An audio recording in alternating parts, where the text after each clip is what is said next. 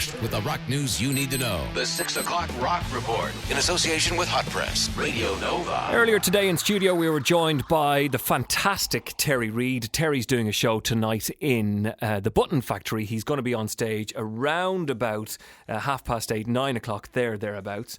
Terry's got some great stories. He's worked with absolutely everybody, and you'll find out from a snapshot of what you're about to hear.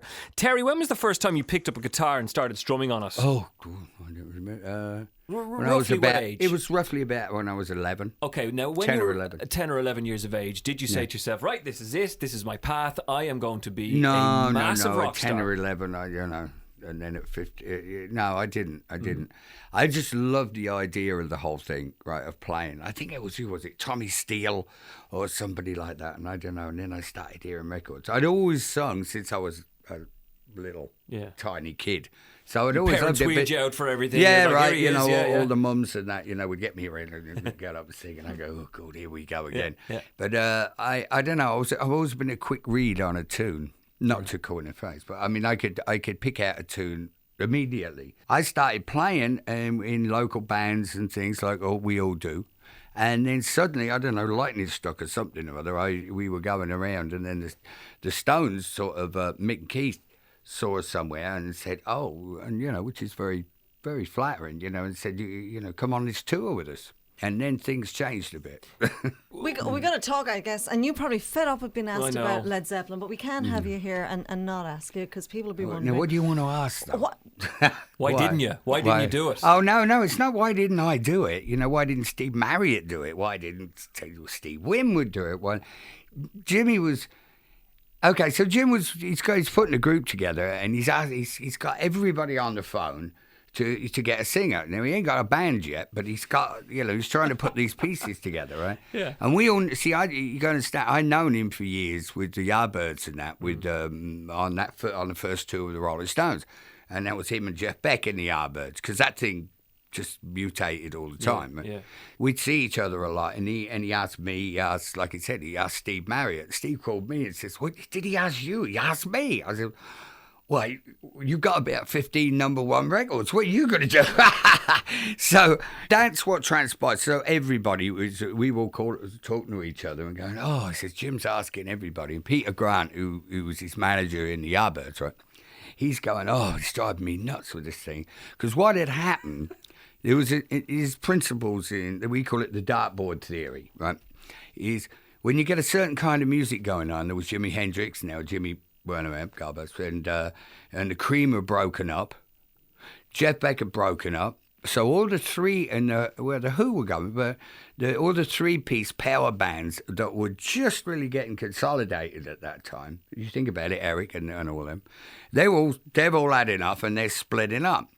I took it to heart, and I thought, it's a great idea. I mean, I'm not sure if I'm on a Rolling Stones tour. I'm going out to do that, another one, right? We're doing some gigs in the north of England, right? I think it was Bolton or somewhere like that. And there's this band we'd done a couple of gigs with called the Band of Joy. And, you do gigs with a lot of different bands all the time. But this thing, it's like a bee in your bonnet. You're sitting thinking, what is Jim going to do with this thing? And what kind of band is it? It's going to be heavy, right? Okay. So there wasn't a Led Zeppelin, it was a Yardbirds thing, right? And I thought, it is interesting, a three-piece group. And, so... This is you, the front of it, potentially. Potentially, yeah. So I'm thinking about it, and I see these two guys in this band, right? Rob Plant and John Bonham on drums. They were in the same band, right? Band of Joy, yeah. Yeah. And I go, wait a second. That's it. And I tell Jimmy, I'll call Jimmy up and to say, look, you got to try this out for whatever. I swear, I think this is what you should get into, right? Yeah. Oh well, what does he look like? What do you mean? He looks a downside better than you do. What do you? But that didn't go down well. Yeah. So he's very serious about things. Next thing happens that they got some rehearsals together. And it was a bit rough and ready at first, but it came together real quick. When they got in the studio is when it really started coming together. Cook, yeah, and I think the band really designed in the studio, then went out and emulated what he did in the studio, which was tremendous. Terry Reid is back on the road. You played the Isle of Wight back in the day, back in the 70s. You're back playing it again this year. You're looking forward to that? That's in a couple of weeks. There'll be a cast, a game of cowboys backstage, I'm sure. Yeah. There's a lot of people like Tom Petty and all them are now, and Bruce Springsteen. Well, you're here tonight. You're playing tonight at the Button Factory. Yeah. Tom is rolling in on Thursday. Is to he? play across the road as well, yeah. I'm missing him wherever he go, you know. Really? Yeah, Well, because you them catch up guys, with I know all Ben Montench and all the guys in the band. Yeah. And Mike Campbell, he plays with us a lot in LA, you know. Right. He's going to go, God. Yeah, we could have all gone for pints. Yeah. All of us. Do you guys kind of just hang out? I mean, is there this very kind of select musical community? No, you'll be surprised. You'll be really surprised. Like Mike Campbell is the sweetest guy, and Tom and them, they're the nicest guys. And when I moved out to the desert, but before I moved to the desert, I was right just over the hill from where they're living. Right. Joe Walsh lived just down from them. And everybody, I know it sounds like that. There's a lot of other people. Well, was this kind of in the canyon sort of area? Yeah, in the canyons, right? Yeah. And we go over to Mike Campbell's house, and he's got this beautiful house, and he's got a guest house. It's a whole studio, and it's really cutting edge. He's got every piece of old gear that you ever saw, and every beautiful old guitar, and he's the nicest guy in the world. Terry Reid never know. is back in the Button Factory tonight. Tickets are only 15 quid. If you want to see this man play live, go and see it. It's a really good show. Thank you so much for coming by. My pleasure. You're a God bless gentleman. you. You're going to play out for us. What are you going to play? It's called There's a Song Within Your Heart, man.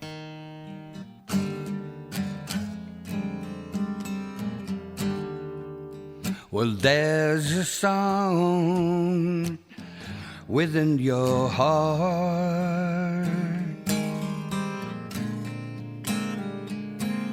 that will never go away. No matter how near or far apart, it's in your heart. It will stay.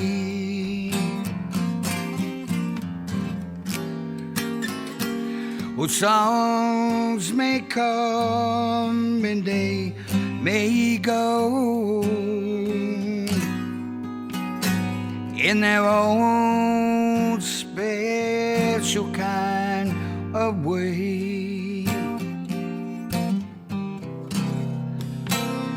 But it's that beating of your heart is the song you heard today.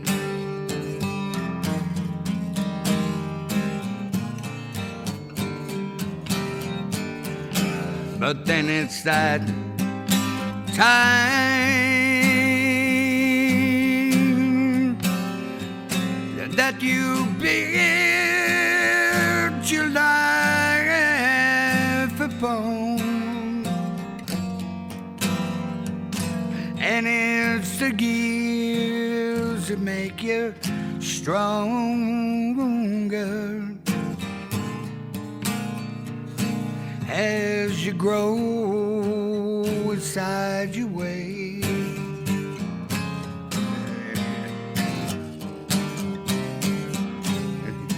And it's that song that you never ever thought that you knew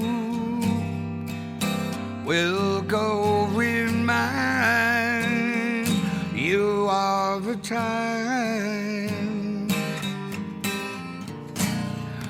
when everything was new. And it's that beating of your heart is the song you heard today. And that's why he's called Super Lungs. What a really nice bloke. Terry Reid, got loads going on with some dates in the UK coming up as well, including the Isle of Wight this time round, and a very special show in the Jazz Cafe in London with Rumour guesting on that. Terry Reid is in the Button Factory tonight, and I'll see you down there, hopefully. Getting right to the heart of the big rock stories. The 6 o'clock Rock Report in association with Hot Press Radio Nova.